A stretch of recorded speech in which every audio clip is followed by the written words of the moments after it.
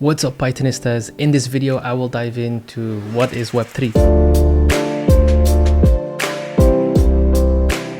As far as my research goes, there isn't a certified definition of Web 1, 2, or 3. But generally speaking, Web 3 is referred to as the next step in the era of the internet. Web 1 was when the internet was introduced. We could make queries and we were connected to sources of information. And in Web 1, that's really all we did. We searched information and web pages looked pretty much static. And that's it. Enter Web 2, where it all revolved around sharing information and being connected with each other. Instead of searching for a news article, it's being shared by a friend or a colleague. And if you follow your favorite publisher on a social media platform, the odds are that you will find the latest news article on your feed shared by them. And not only that, web pages looked fancier, we could do a lot more, and we started to visit the web on our mobile, and it really took off. Web 2 gave us a lot, but it also made us dependent on big organizations that, technically speaking, control our data. Now, this isn't necessarily a bad thing. I mean, that data is used to feed algorithms that make sure that the type of information that we see is catered to our needs, like showing the things that we're interested in instead of the things we're not interested in. This saves us time and increases the user experience. At the same time, our data is used to profit from by selling that data to third parties. Usually this data is sold with the purpose to improve ads or for other commercial purposes. And basically all of this is done without us benefiting from it, besides the better user experience. So two issues: other companies controlling my data because my data is in a central place owned by these companies, and two, other companies benefiting from my data. So looking at issue number one, let's say I make a comment that is super inappropriate, like a racist comment. A social media company could delete it. Not a problem, right? I think most people would agree with that. But let's say my comment is in a more gray area, or it just doesn't support the view of that social media platform. Well, then technically speaking, that social media platform could decide to delete my post. Nothing I can really do about it. And that's theoretically speaking, of course. And then the other issue is that usually these companies sell our data to profit from for ads or other commercial purposes. Enter Web3. Web3 aims to give this data back to the control of the owners of the data and the ability to profit from your own data. Let me give you an example. And side note, don't worry too much about the technology that I'm mentioning, and I will try to not use any technical terms. In the coming videos, I will dive more into how everything works under the hood. By now, you must have heard that Web3 makes use of blockchain technology. Blockchain deserves its own video and it will get it. But there are a couple of things that we need to cover before moving on. Number one, data is decentralized. So there is no one central database that contains all your data. Number two, data is permanently stored on the blockchain. And number three, the most important one, pieces of data can be sold by the owner of that data, and the blockchain provides a way to do that properly. Now, what is data? Content is data. A picture is data, a video, a music file, it's all data. Blockchain allows me to store that data in such a way that I can prove that I own that data. And not only that I own the data, I could also prove whether I created that data or someone else did. So if I store an image or a music file on the blockchain, it gets like a unique code. And with that, I can prove that I'm the owner. And the integrity of that piece of data is protected by the technology of blockchain.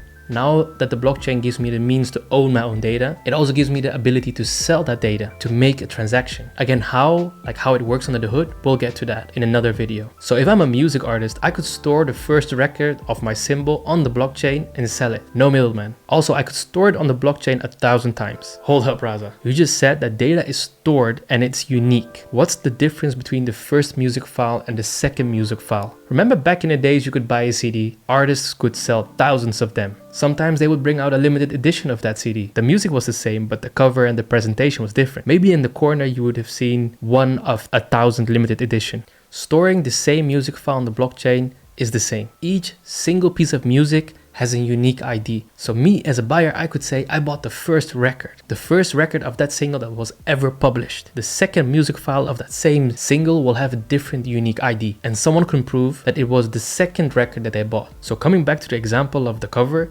instead of 1 of 2,000, the second buyer would have something similar to 2 of 1,000. In summary, Web3 has allowed the owner to give the means to own its own data, prove that they own it or created it, and it has allowed to give the owner the means to benefit from selling the data. Now you might think this is only interesting for artists. No, you could not be more wrong. Just a side note, you might be thinking, okay, but why go through all that hassle and not just sell through another platform which allows to stream music or sell CDs or all that stuff? Blockchain allows you to prove that you own a piece of data and makes it unique. It is the digitalization of assets. So you might think it's completely worthless, and that's your opinion. That's completely fine. But there are a lot of people who are searching to prove how they own digital assets, and blockchain gives the means to do that. Now I understand there can be a whole debate about what the use of this is, and you might even think this is only for artists, but you couldn't be more wrong. It's actually going to benefit other industries as well, and I can give you another example. Let's take a look at the food industry. Before I move on, in my previous example, I was explaining an NFT.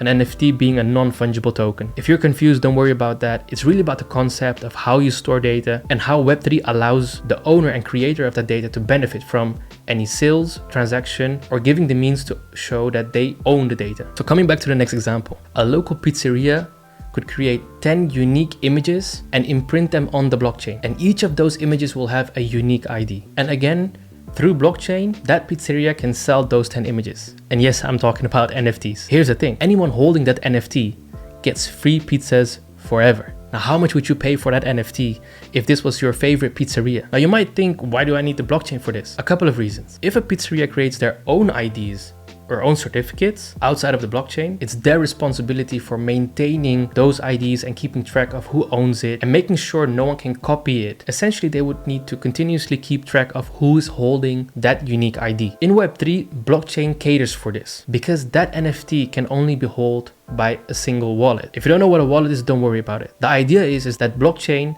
provides a means to show that you own that specific NFT and you can prove it without the pizzeria having to worry about where that ID is stored, how it's maintained, or anything like that. So they can validate on the blockchain that you are indeed the owner of this unique NFT. Remember, the blockchain keeps track of who owns any piece of data. Secondly, that NFT can be resold to another person. Just like any other painting I bought and I can resell, an NFT basically allows me to do the same. And because I can prove through that unique ID that I'm the holder of that NFT, it's not just any other image or any other digital piece out there on the internet. This is a common misconception that people pay a lot for that image. It's not just that image, it's how it's stored on the blockchain and that unique ID. It gives you the means to prove that you own a specific digital asset, a specific piece of data. And blockchain takes care of maintaining the integrity of that unique ID. So anyone holding that ID can continue to prove that they own that digital asset. The beauty of the blockchain is that the original owner, the creator of that piece of data, the NFT, will benefit from every transaction. Again, how we will get into that because